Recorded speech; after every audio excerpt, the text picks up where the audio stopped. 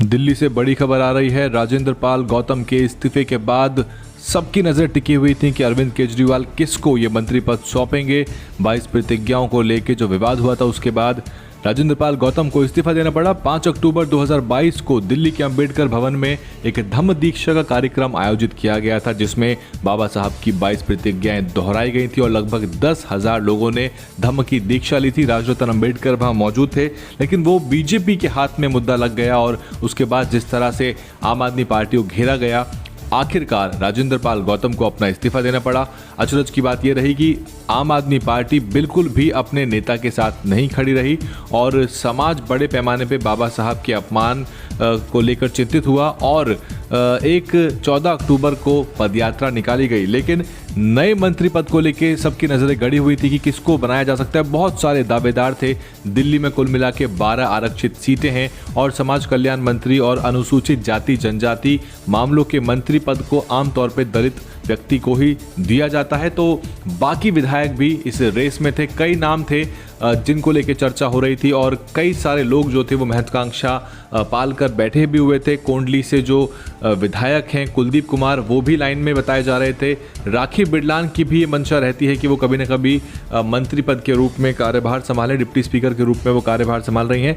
लेकिन जो खबरें निकल के आई हैं, बताया जा रहा है कि राजकुमार आनंद पटेल नगर के विधायक को मंत्री बनाया जा सकता है। राजकुमार आनंद जो हैं वो भी जाटव बिरादरी से हैं और ये लगभग तय ही था कि जाटव बिरादरी का ही मंत्री दोबारा बनाया जाएगा, क्योंकि जिस तरह से समूचा दलित समाज, विशेष तौर पे जो जाटव समाज के लोग थे वो निकल के आए और बाबा साहब को लेके सभी लोग जो निकल के आए, तो उससे ये तय था कि अरविंद केजरीवाल डैमेज कंट्रोल भी करना चाहेंगे और इस्तीफा राजेंद्र पाल गौतम का स्वीकार कर लिया गया है मंगलवार को द्रौपदी मुर्मू के द्वारा। और इसके बाद अब राजेंद्र पाल गौतम की जगह राजकुमार आनंद का नाम आएगा। आपको बता दें कि राजेंद्र पाल गौतम सीमापुरी के विधायक थे। लंबे समय से वो मंत्री थे और कई अहम मंत्रालय उनके पास थे। समाज कल्याण और SC/ST अफेयर्स के अलावा उनके पास गुरुद्वारा प्रबंधन और कोऑपरेटिव्स का भी मंत्रालय था और उनको कुछ समय के लिए जल और टूरिज्म यानी पर्यटन जैसे अहम मंत्रालय दिए गए थे। बाद में वो फिर मनीष सिसोदिया जी के पास चले गए।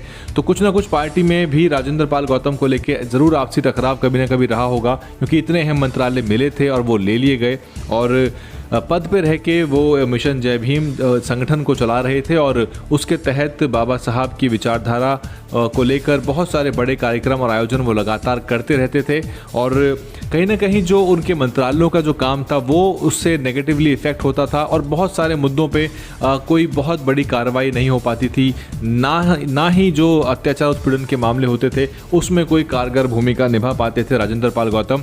अब राजकुमार आनंद को मंत्री पद दिया गया है और साथ में उनको ज़रूर ये इंस्ट्रक्शन भी होंगी कि किस तरह से उनको मंत्री पद पे कंडक्ट करना है, क्योंकि जो पार्टी है उसके जो मुखिया हैं, पार्टी के असल मालिक तो गिने चुने लोग ही हैं और ये जो पद हैं ये बिल्कुल हिसाब से दिए जाते हैं और बताया जाता है कि आपको क्या करना है और क्या नहीं करना। बहरहाल पटेल नगर के विधायक राजकुमार आनंद बन सकते हैं मंत्री और उनकी जो पत्नी है बीना आनंद, वो भी आम आदमी पार्टी की विधायक रह चुकी हैं और काफ़ी बड़े व्यापारी हैं और अच्छे जिसे कहते हैं रसूखदार नेता के रूप में ये निकल के आए हैं। काफ़ी बड़ी प्रॉपर्टी इनके पास है, जो अगर आप हलफनामा पढ़ेंगे इनका। तो बड़ी अपडेट, बड़ी ब्रेकिंग न्यूज़। इस पूरे मुद्दे पर आप क्या कुछ सोचते हैं कमेंट करके बताइए और केजरीवाल के अम्बेडकर प्रेम के बारे में भी आपके क्या विचार हैं।